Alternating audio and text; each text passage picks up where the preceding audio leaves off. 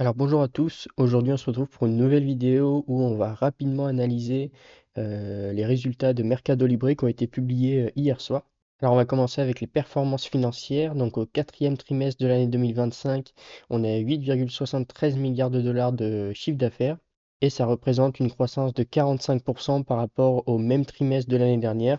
Donc c'est énorme, là c'est le 28e trimestre que Mercado Libre fait plus de 30% de croissance de son chiffre d'affaires. Et je crois du coup que c'est la seule entreprise au monde qui a fait plus de 30% de croissance de son chiffre d'affaires sur 28 trimestres consécutifs. Donc ça doit faire 6 ans à peu près, je pense, qu'ils font plus de 30% de croissance. On a un EBITDA de 1 milliard 127 millions et on a un EBIT de 889 millions. Donc ça nous fait une marge à peu près de 10%. Et on va avoir un résultat net de 559 millions. Donc on a une marge qui se contracte encore un petit peu et qui passe à 6,4%. Si on va regarder directement dans le compte de résultat, on voit le résultat d'exploitation juste ici à 889 millions et juste là le bénéfice à 559 millions. Et on voit que cette baisse de marge là qu'on a vue entre fin de 10 pour l'EBITDA et de 6,4, donc on voit qu'il y a eu une baisse des marges à ce niveau-là. Elle vient de juste ici le taux d'imposition qui était un petit peu plus élevé. Donc ils ont payé 225 millions par rapport au trimestre de l'année dernière, même trimestre de l'année dernière où c'était à 124, donc on a fait à peu près x2. Et donc si on s'intéresse uniquement au trimestre, dernier trimestre 2025, on a une baisse des bénéfices par action, mais si on regarde sur l'année par rapport à l'année d'avant, on a une légère augmentation de à peu près 5%. Donc ouais, voilà, on a vu que le bénéfice avait baissé, que la marge s'était contractée et la direction explique que c'est par une normalisation du taux d'imposition par rapport à l'année 2024. Si on exclut le crédit d'impôt qu'il y a eu de 89 millions de dollars au Brésil, le bénéfice d'exploitation a en réalité baissé de 4% par rapport à l'année dernière. Et donc on a une marge qui va chuter de 450 points de base.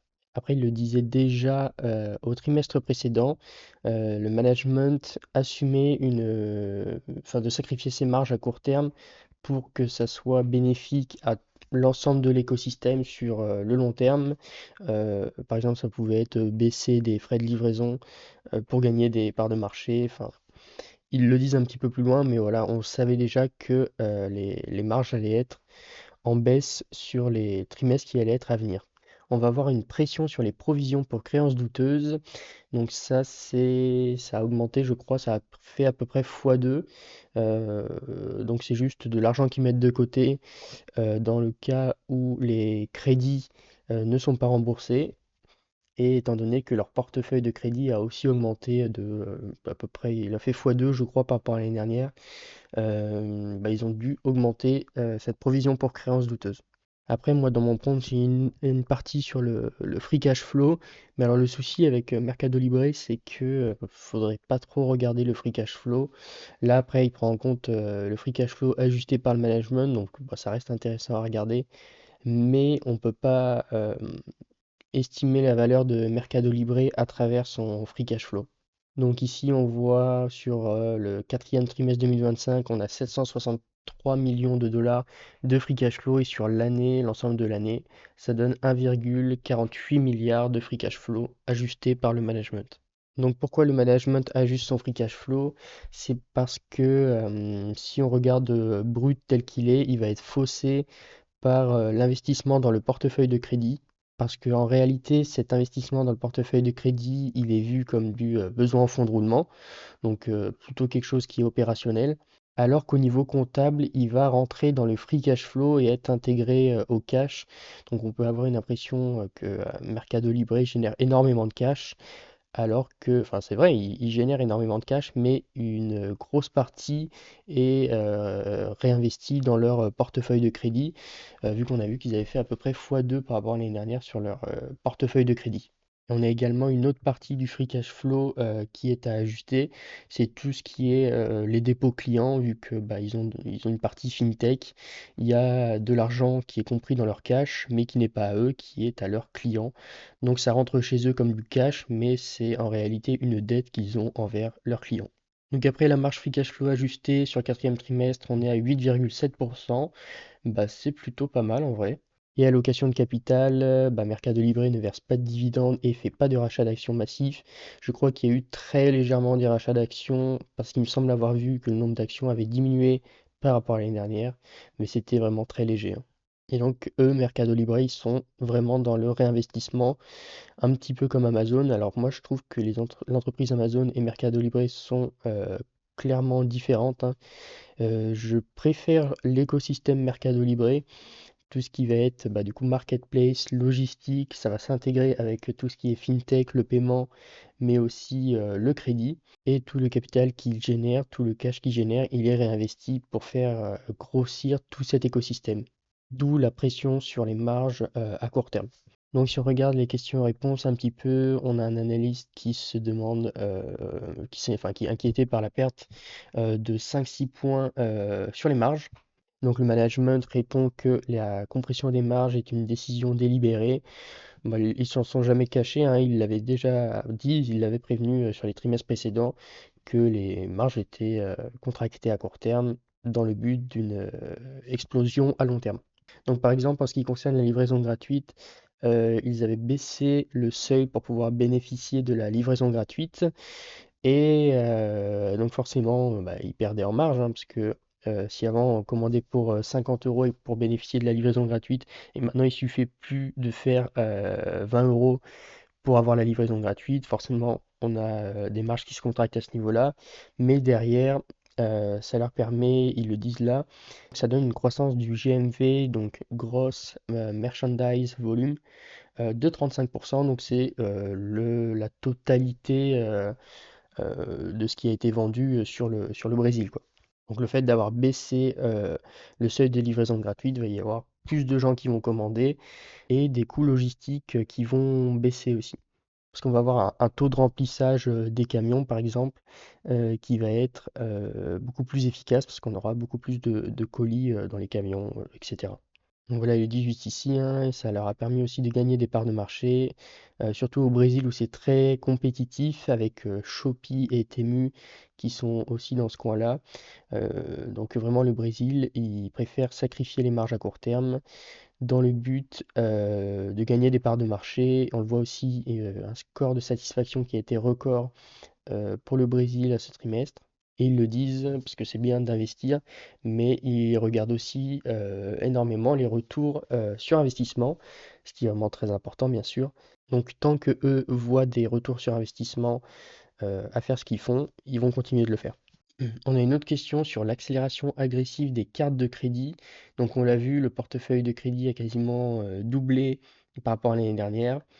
Et donc, la question de l'analyse, c'est est-ce que cette croissance très agressive n'est pas risquée pour l'entreprise? Et ce que le management va répondre, c'est que le risque est vraiment calculé. Ils constatent que la moitié de leur portefeuille de cartes au Brésil est désormais rentable.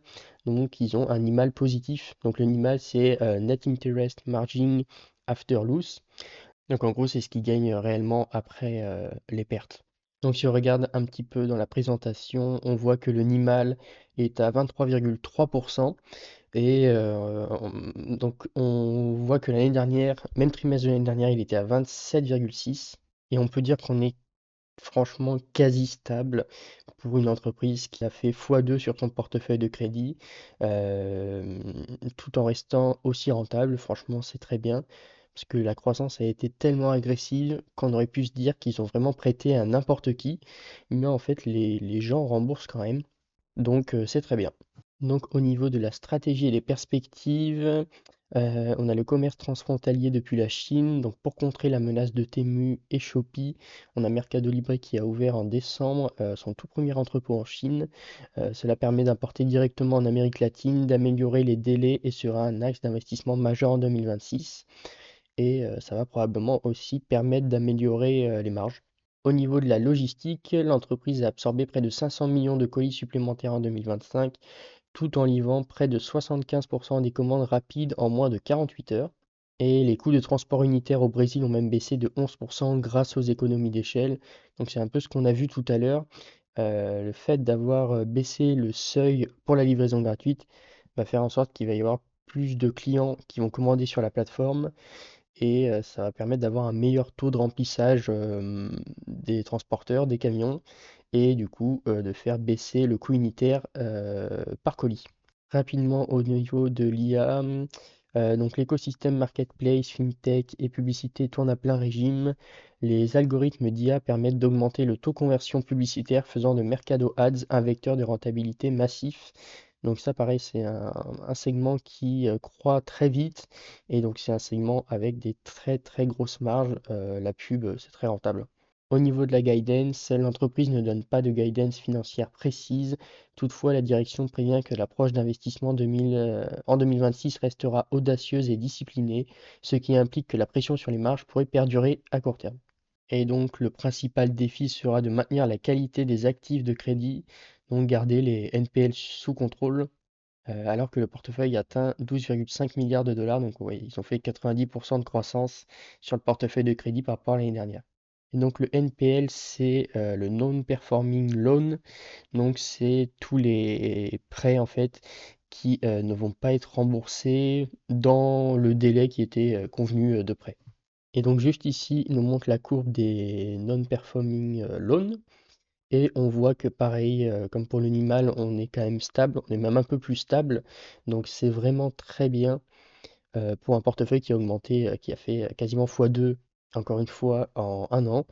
On a très peu de personnes, ou en tout cas un niveau assez stable de personnes qui n'ont pas remboursé à temps. Et de toute façon, on le voit sur le graphique à droite, avec leurs provisions pour créances douteuses, ils couvrent largement leurs pertes. Donc pour conclure, on a une entreprise qui termine l'année avec 6,7 milliards de liquidités disponibles. Donc j'ai pas regardé là, mais je pense qu'ils prennent en compte forcément le portefeuille de crédit et les dépôts clients. Et donc on a un ratio dette nette sur EBITDA de 1,16. Donc très bien. Au niveau de la dynamique de croissance, bah, et c'est le 28e trimestre consécutif où Mercado Libre a une croissance supérieure à 30%. Donc oui, là c'était même 45%, donc c'est vraiment énorme. Et les volumes explosent au Brésil et au Mexique. Donc là, alors que Wall Street s'affole sur une baisse temporaire des marges de 4 à 5%, alors je ne sais pas à combien va ouvrir l'action cet après-midi, mais je pense qu'au vu des résultats, ça risque de baisser. Parce qu'effectivement, les gens vont être focalisés sur la baisse du bénéfice et la grosse compression des marges. Mais la direction assume frontalement en expliquant que c'est le prix à payer pour verrouiller la région et détruire la concurrence. Leurs promesses passées se retrouvent directement dans les chiffres. Les coûts logistiques unitaires baissent, donc on l'a vu, moins 11% au Brésil, et les revenus publicitaires explosent, plus 67%. Ils sacrifient la marge immédiate au profit de la valeur long terme, en parfaite adéquation avec leur discours de toujours. Donc, qu'est-ce qu'on peut retenir de ces résultats? On l'a vu, c'est une baisse des marges, une baisse du bénéfice, enfin trimestre par trimestre. Si on regarde sur l'année par rapport à 2024, ça augmente un petit peu. Donc pour moi, pas d'inquiétude, c'est une baisse des marges à court terme. Et si on va regarder un petit peu ce que ça nous donne au niveau valorisation, on est à 22,2 2V sur EBITDA. Alors, je prends pas le prix sur Free Cash Flow pour calculer la valorisation de Mercado Libre.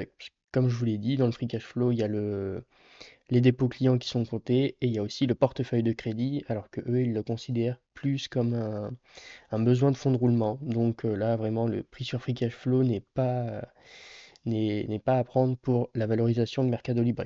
Donc je choisis l'entreprise value sur EBITDA. Et donc on est à 22,2 et on est au plus bas. Là on était à combien? Bah voilà, on était à 22,2 à peu près. Donc en 2023, en octobre 2023, ils étaient à peu près à cette valorisation-là. On peut peut-être estimer que c'est un peu cher au vu des résultats qu'ils ont donnés hier. Mais après, on est quand même sur une entreprise de croissance avec un écosystème que je trouve très fort. Donc je pense qu'on est plus à un bon prix, voire une légère décote pour cette entreprise, étant donné qu'on a une très grosse croissance, on l'a vu, 45% de croissance sur le chiffre d'affaires en un an, c'est énorme. Après, ça ne veut pas dire que je vais forcément en racheter, parce que je l'ai déjà en portefeuille. Pour renforcer, je vais attendre des prix beaucoup plus intéressants, que l'opportunité soit beaucoup plus flagrante. Et étant donné la volatilité qu'on a en ce moment sur le marché, il peut potentiellement avoir une meilleure opportunité ailleurs. Donc je ne vais pas me précipiter. Si dans un mois elle continue de baisser, peut-être que je renforcerai, mais sinon pour l'instant je ne fais rien et je ne vends pas non plus. Donc voilà, cette vidéo est terminée. N'hésitez pas à me dire si vous avez du Meli en portefeuille, si cette entreprise vous intéresse. Moi, je la trouve vraiment très intéressante à étudier. On a énormément de petits segments qui se complètent entre eux. Ça crée vraiment un très gros écosystème avec un très fort taux de rétention pour les clients et a beaucoup de potentiel à l'avenir. Et surtout, je ne le dis pas, mais n'hésitez pas à mettre un petit commentaire, à vous abonner. Et vous avez aussi un lien pour ouvrir un compte titre sur Interactive Broker en description. Voilà, à plus.